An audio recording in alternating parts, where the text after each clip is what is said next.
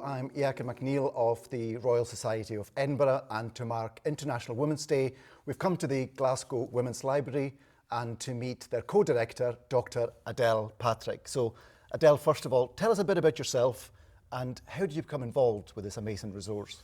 Well, I suppose a good starting point was really when Glasgow was nominated as European City of Culture in the mid-80s. I was a recently graduated student from Glasgow School of Art, and myself and quite a few other people were sensing that unless we did something, the City of Culture year might just celebrate men.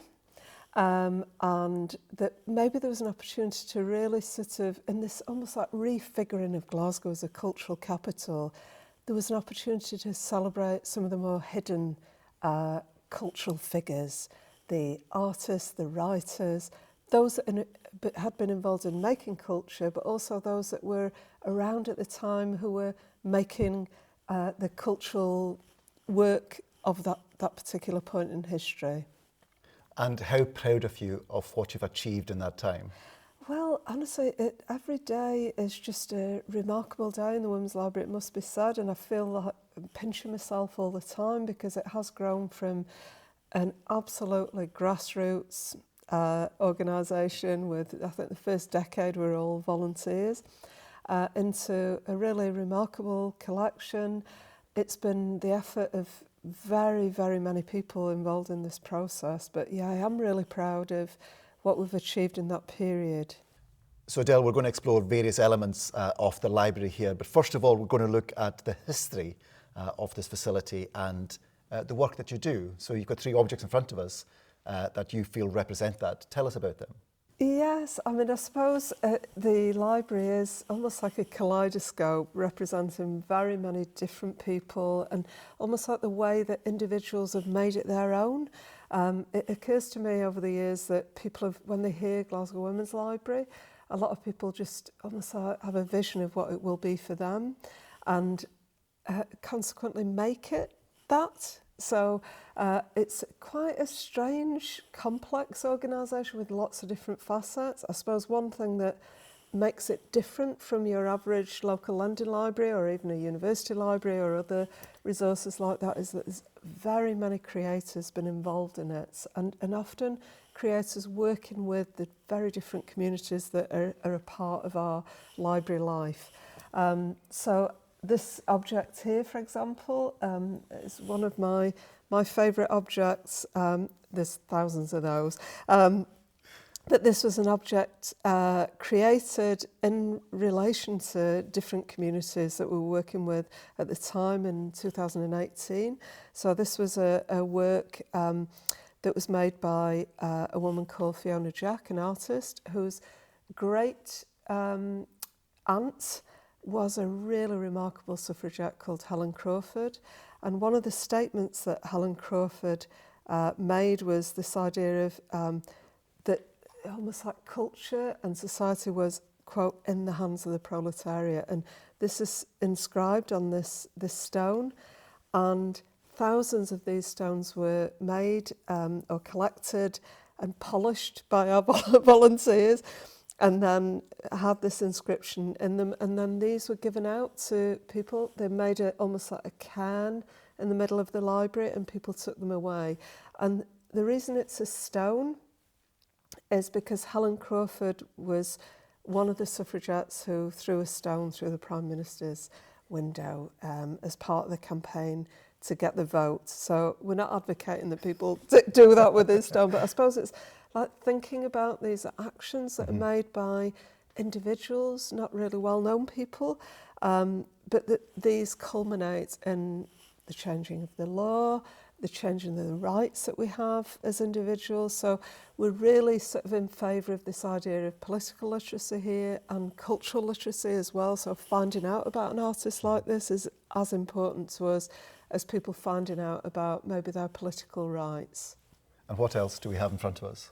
Well, I mentioned the early origins of the Women's Library, and this is certainly a really important starting point. So this, although it says Women in Profile, this is the almost like the place where the idea of the library was incubated. So Women in Profile was the project that was set up in the at the lead up to Glasgow being City of Culture, to really try and organise a whole series of events, projects and so on that would take place during the City of Culture year.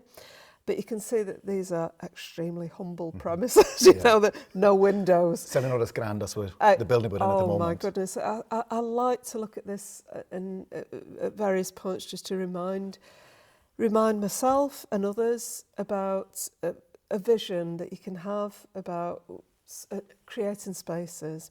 Somebody was talking the other day in an interview about the idea of rehearsing freedoms in these visionary type of spaces. So that's a really evocative term. I like to use that really in thinking about these things, because there was no other place like this when we started off. So it really was about like, how could you imagine somewhere where you could do the types of things that we can do today in our space? And the blocks, very symbolic. Yes, exactly. I mean, these are another really, I think, beautiful object, just as you can see that it's important to have stuff, you know, and things that you can hold. And yeah, these blocks, when we moved into this beautiful building, it was already a place that there was a lot of goodwill attached to it. I think a lot of local libraries, this was a former Carnegie London library for the local area that we're in just now. But when we moved in, we did have to make some changes to the building, including making it accessible and so on and so forth. And we needed to raise a little bit of money at that time. And my colleague Sue John landed on this idea of having women on the shelf. And this is sort of like recycled wood. But what you can see when you look at these beautiful objects are women whose names or organisations have been added to the block, and then a little bit of information here as well. So in this instance, this is Glasgow Women's Aid East.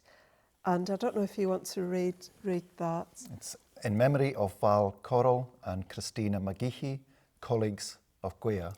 Great. So this is the colleagues of people who are involved in Glasgow Women's Aid East End have actually decided that these people did something really significant and they deserve to be sitting on the shelf in the Women's Library. So I don't know how many, there are hundreds of these now all around the library. And as I'm looking over just now and seeing the Smith sisters there sitting in the area that says science, technology, engineering and mathematics, so people can decide where on the shelves, which shelves their aunt is sitting in, or an activist that they knew, or somebody who might have contributed to this idea of this hidden history of women's achievements in all different disciplines. So when people come in, they're learning about individuals as well as sort of going, as you might do in a local library and taking books out on loan. You're actually absorbing through osmosis all these remarkable people as well. And having been round myself, I've done that. I've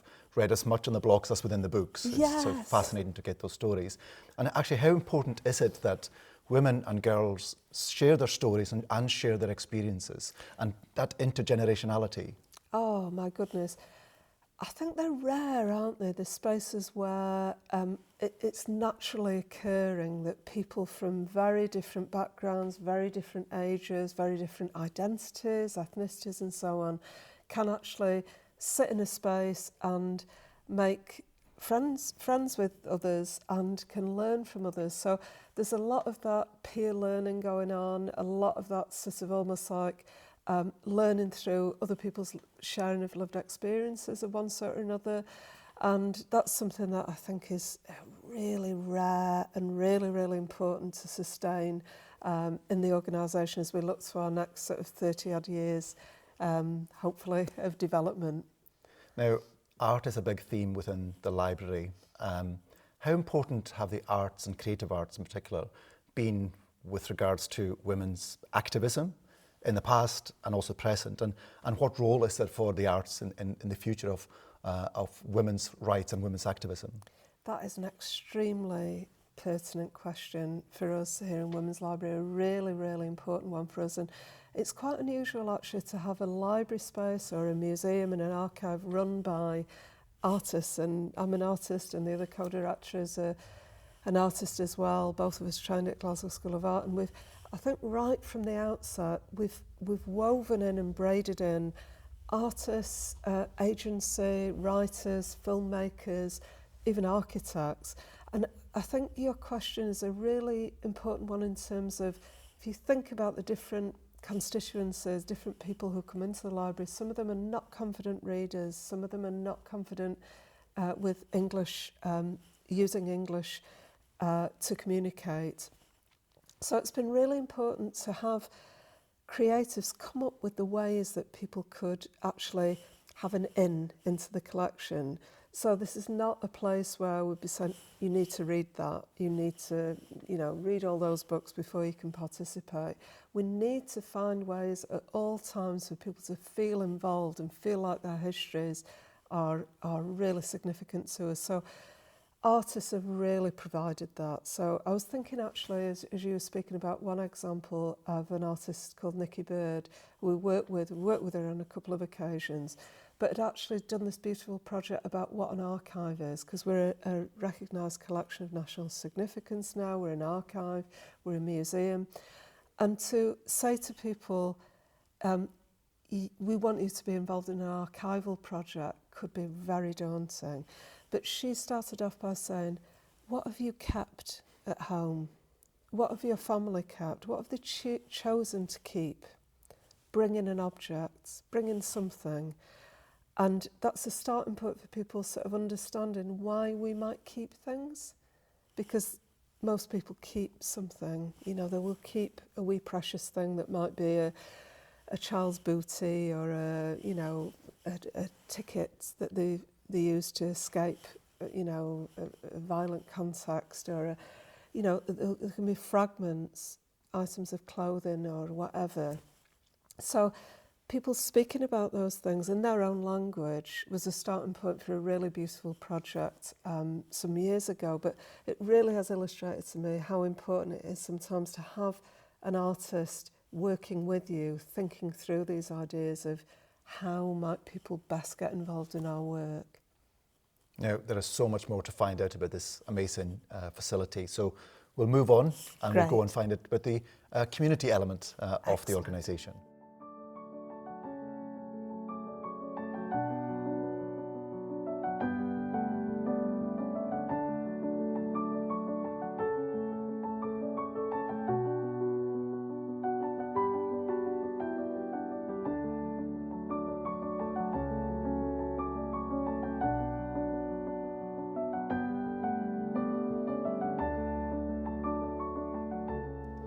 So Adele, we've moved to the very aptly named community room of Glasgow Women's Library.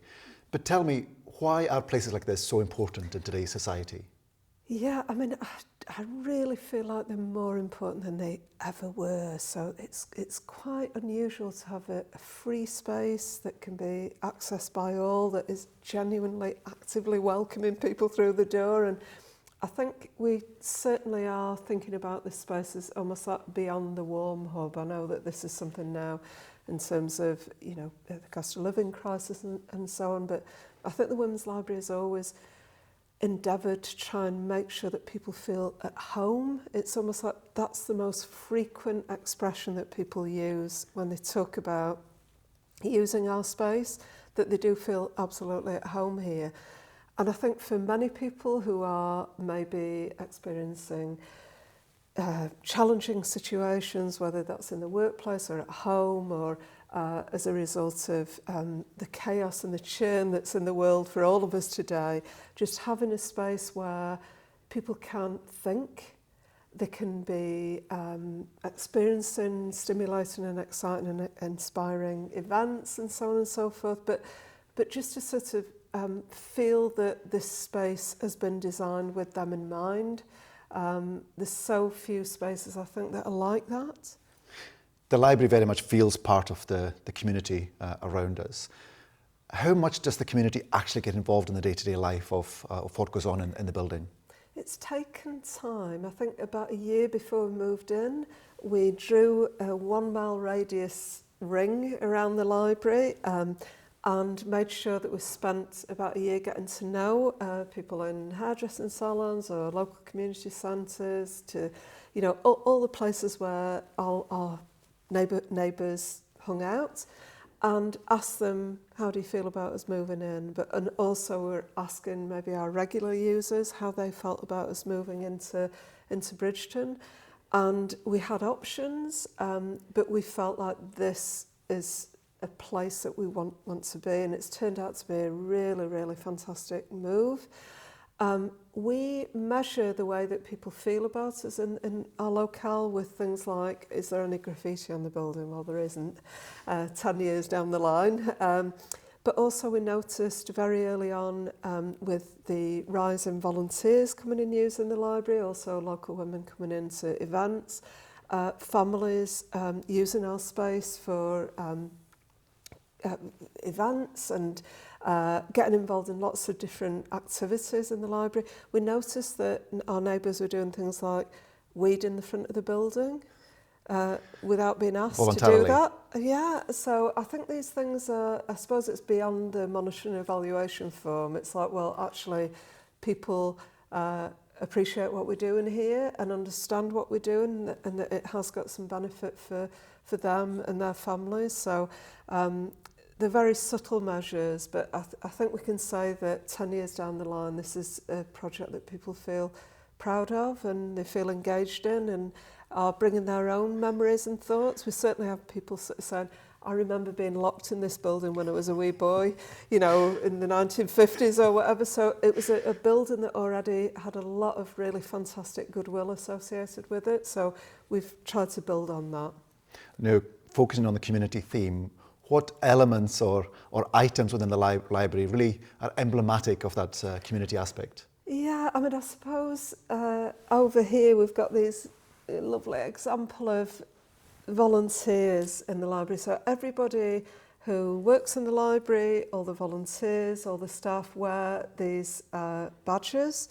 And I think we've got about 80 to 100 volunteers who work in the library each year with us. And now about 25 staff. So together we are the composite of what the Women's Library is today. So we are almost together what the Women's Library is.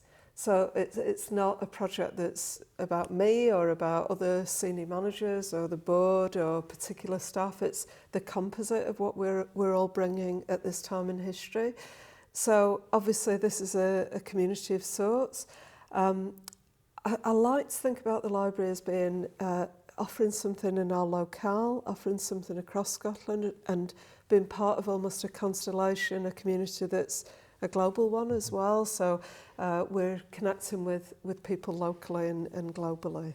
And what else do we have here? Well, yes, I mean, we're in the process just now of celebrating, just past our 30th birthday, and these incredible things are coming to light that are reminding me of the types of incredible activities that we've been involved in over the years. And I think in the mid-90s we acquired the National Lesbian Archive that had formerly been in London, the biggest collection of its type in the UK.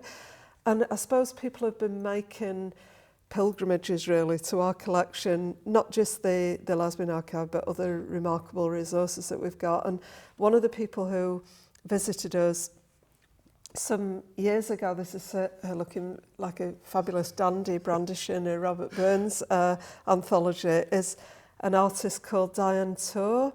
And I suppose there's some figures that are ahead of their time, and Diane was one of those people, a creative who'd cut her teeth in New York, actually a Scot, but had grown up in New York and was a pioneering performance artist. Had developed these things called drag king workshops, and now with all the gender fluidity and so on and so forth, this is very, very current theme. But Diane held these drag king workshops that were really about how the body performs a certain type of idea about what gender might be. And I remember her showing us some videos of President Bush and saying, look at the way that this person uses their body, look at the way that this person uses their voice and silences and so on and so forth. And quite a lot of us And quite a lot of young people are involved in the time, got involved in these drag king workshops. So we're just sort of uncovering these remarkable photographs of the activities that we were doing in the 1990s that really speak to some of the concerns that people have today around what gender is, and how gender is a performative type identity. Yeah. Now, we know this is a beautiful building, but you've got a scale model here in front of us showing the various compartments and components of the building, which is in itself very historic to the local area. Yes, it is. And as I mentioned earlier on, this is a building that's got a hell of a lot of goodwill associated with it. So we're really aware that we wanted to make sure that people could still use every nook and cranny, and that the building could be used to its fullest extent. So this huge space here was the former Gentleman's London Library, and then a slightly smaller space in the front of the building was the ladies' reading space. Yeah, no surprises, no surprises, unfortunately. But we gave our architects almost like an impossible brief to, in one space, to create a space where we could fundraise, we could have parties, we could have events, conferences, wonderful performances, but also we could have space for our growing collection. So now, as I say, our collection is of national significance. So to know that the space is offering conservation, secure space for items that are really, really precious is a really important thing. I think there have been significant milestones, like when the collection started off in my home, knowing that it was out of my home and too big to ever go back in my home was a really important point, but also sort of moving into a space where we could actually safeguard the materials, that humidity, fire and so on and so forth, that it's now in a great space, but also spaces for people to come and work and do their research and to enjoy the collections has been really important. Also gallery spaces as well. We've got 2 gallery spaces now in the library space as well. So it's definitely more than a library now. Yeah. Now we couldn't come to this room without talking about what's behind us. Tell us a bit about this item. Well, as you mentioned earlier on, this is the community room, but we worked with another artist, Olivia Plunder, for the Glasgow International Festival of Visual Arts a wee while ago on an amazing project called the Life Support Project. And my colleague, Caroline Gowsden, worked really closely with Olivia. Olivia works in a really particular way, and she wanted to do something that we wanted and we needed in this space. So it was a really beautiful space, but it needed a little bit more of that Glasgow Women's Library special love and attention. So she was looking at a specific book in our collection that's come out in very many editions over the years. It's a feminist classic, and it's called Our Bodies, Ourselves. And it was almost a book that was a real sort of lodestar for a lot of women who were discovering about their bodies, like beyond the pathologized women's body.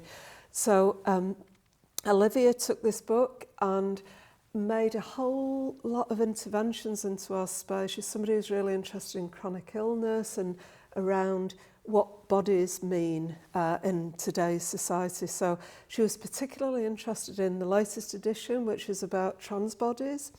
And this is an image of the women who've translated Our Bodies, Ourselves, and in this latest edition, this trans edition. So it was almost like a homage to almost like the labour that feminists have done over the years to sort of like really make movement change. And the beautiful colour around this space as well is symbolic. She had this space painted in a colour that she's called Lavender Menace, which has got all these associations with suffragette history and with queer history in Scotland as well. So we really love to work with artists who are almost like actively listening to what we in our communities need. And in this case, it was really literally we needed a space where we could maybe show more films. So she's made a beautiful screen and storage area here as well. And something that when you come into the space reminds us of almost like the heritage that we're building the library on. What are the barriers that women face in participating in society, and how do we break them down in order to assist them with their learning and their self-development? I think it's critical to sit alongside what people are now learning in schools, which they never were before, or learning maybe in further or higher education. Some people are still maybe feeling disappointed with the experience that they had within education, or have not had the benefit of learning about things that are real essential to their own sense of self. So again, you might think, well, the Women's Library is our job done. What we're experiencing at the moment is an unbelievable growth in the number of people who are contacting us, who are using our space, are contributing their materials to our collections. So we feel like maybe our time has come. We're really excited about what we might develop in the future in terms of almost like supplementary educational experiences as well. We're talking about feminist summer schools and so on and so forth. So I think that we can build now on what we've done over the last few decades and really offer something that is still vital to people's sense of defining and discovering themselves. Now, what do you feel are the barriers to women fully taking part in society, and how do we overcome them and actually just get rid of them?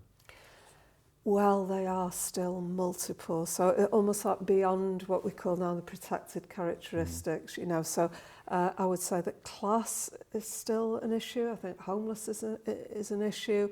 Everything from homophobia, transphobia, racism, these issues are still absolutely and utterly real for people, and can be barriers to accessing even a place like this, the perceptions of what you're going to find when you come into a space that is called Glasgow Women's Library.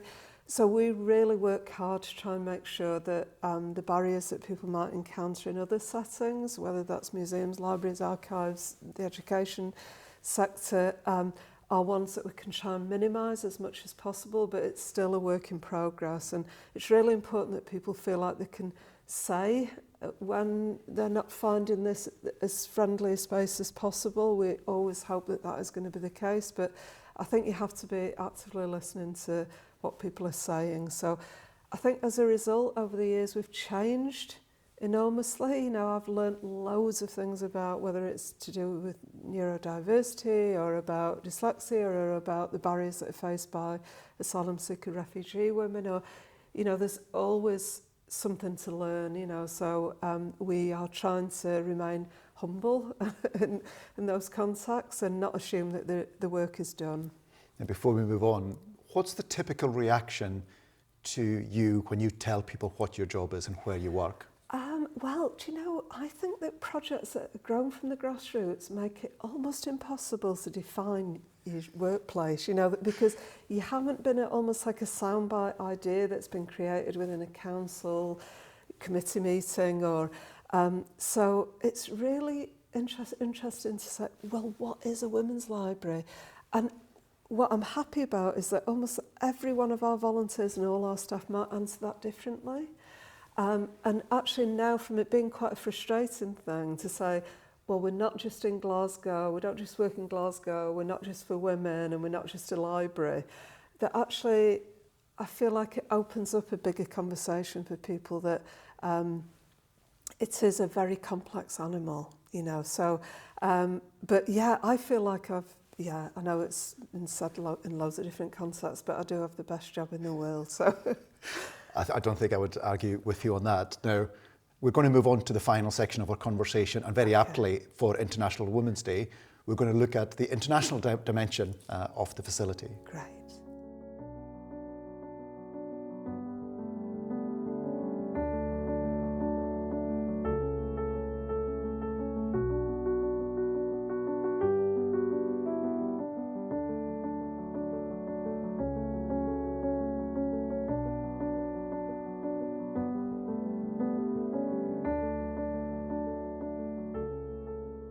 Adele, we're turning to the final section of our conversation and looking at the international dimension of the Women's Library here in Glasgow. How did a library in Glasgow become such an international space?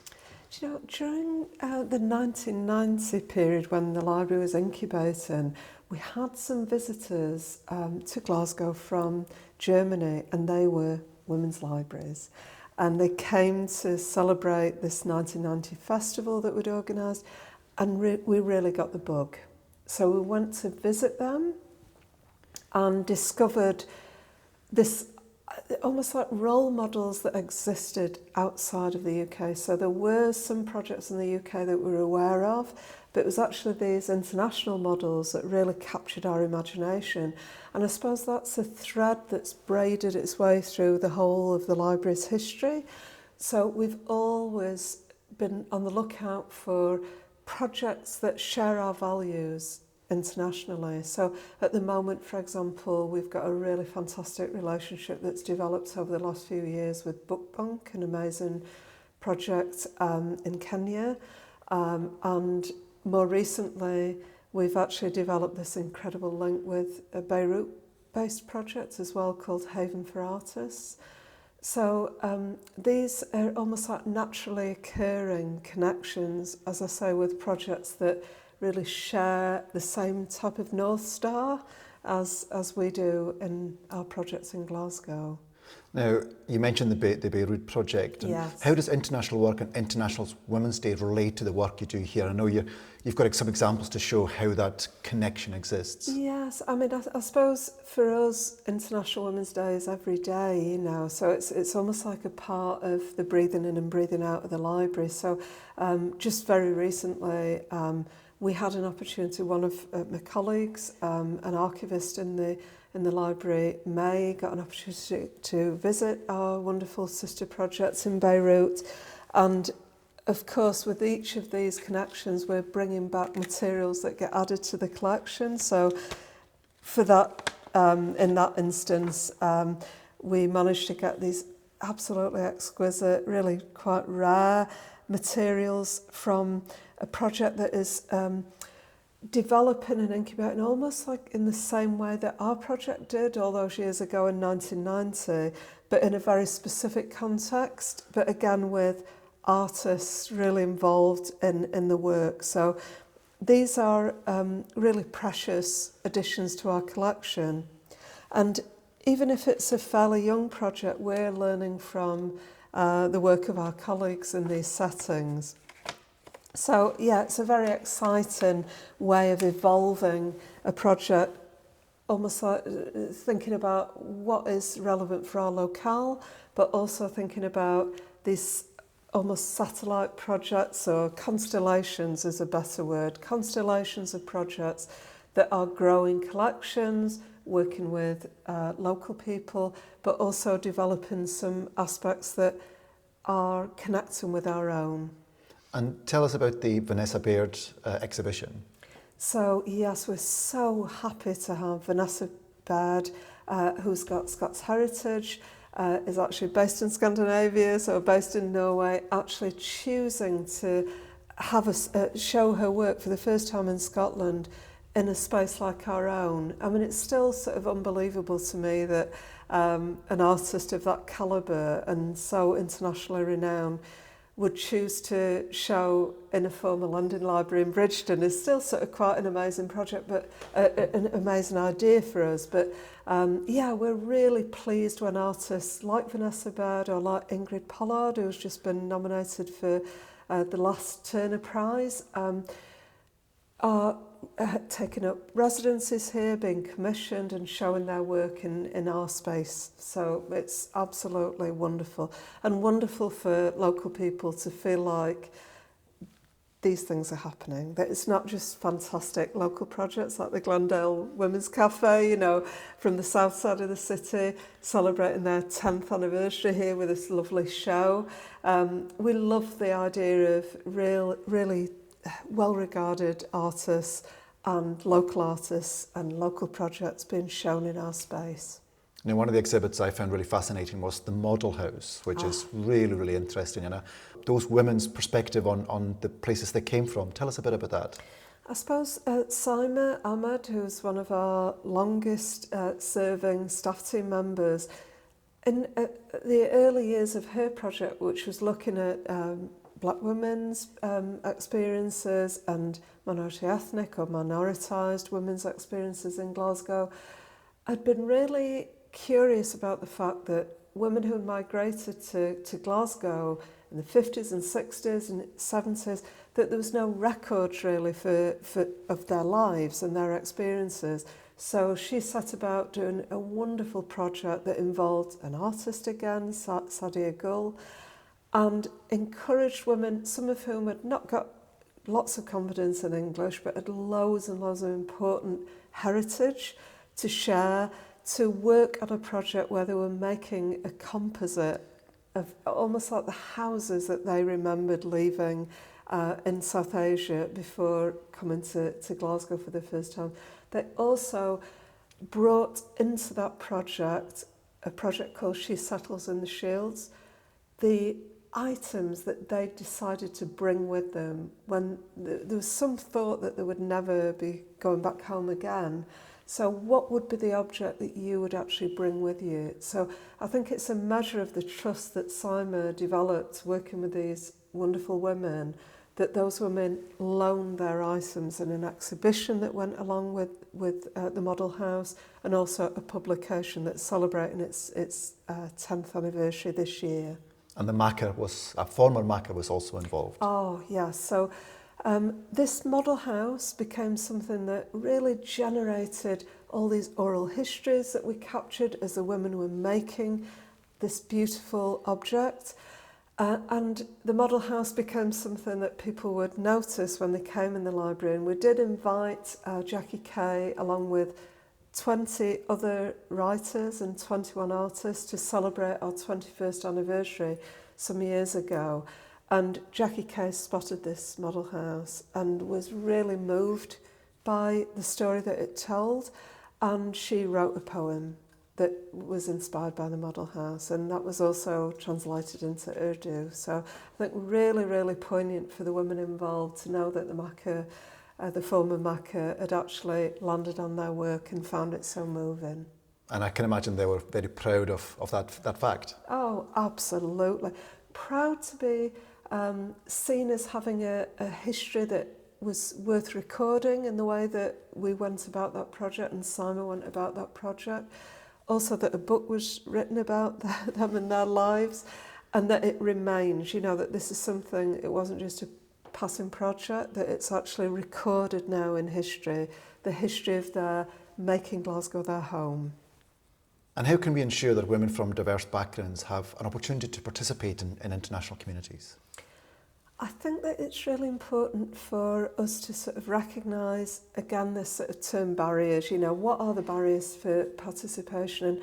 And I think it's important that now, especially when people feel maybe isolated, or they feel that their struggles are just their own, that we understand the glocal in all of this, that the barriers that people might face in Bridgeton, whether that's around housing issues or whether it's around childcare or around education or whatever are the things that are inhibiting people living their full lives, are ones that are shared globally. And it does feel as though that it's a very febrile political, social and cultural landscape, and uncharted waters ahead. So I think the more that we understand that we are all living in the world and trying to make our way and trying to find ourselves, it's never more important than now to sort of, for example, discover what people are experiencing in Beirut, and for people to discover what's happening in Glasgow.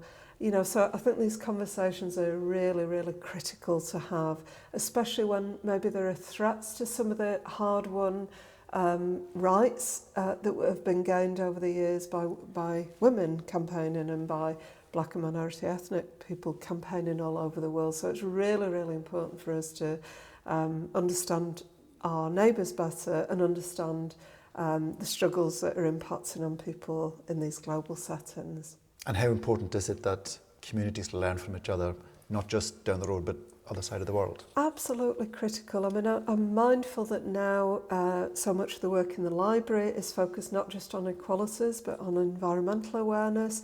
And it seems to me that who better to ask than, for example, women who've got heritage in Pakistan, might be able to tell us more about climate change and the impacts on communities today, that many of the people that are living in Glasgow who've got Pakistani heritage are actually knowing from lived experience what neighbours, what family members and others are experiencing now in a country where 2/3 of the landmass has actually been impacted by floods.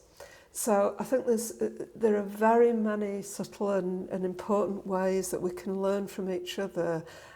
So yeah, that's an ongoing discussion and ongoing focus for us. And how can culture and the arts challenge the intersectionalities and bring people together? I think that culture has a vital role to play. I was thinking about this in terms of our developing collections and the artists that we've worked with and so on. And I'm really hoping that we can develop a more culturally literate, political and civic representation, but also for people who are involved in cultural and identity politics to learn more about almost like the political literacy that's evident across the whole collections here. So those two things, cultural literacy, political literacy, absolutely vital as we get to grips with the unbelievably complex terrain. I think each person who comes through the door here in the Women's Library is a complex individual, cannot be categorised, everybody is completely unique. And I think that it's a big ask of any cultural organisation to respond to the needs of each individual, but I think that's what we need to do. You know, so but I think in the longer term, culture is vital to be supported as well. So I'm really excited about encouraging people who have got a cultural background to go into politics, and for politicians to get to know more about what the cultural agency is in an organisation like our own and other cultural organisations. Now, for 3 decades, the Women's Library has been part of the Glasgow community. What's your hopes for the future of the library and women in general within society over the next coming 3 decades?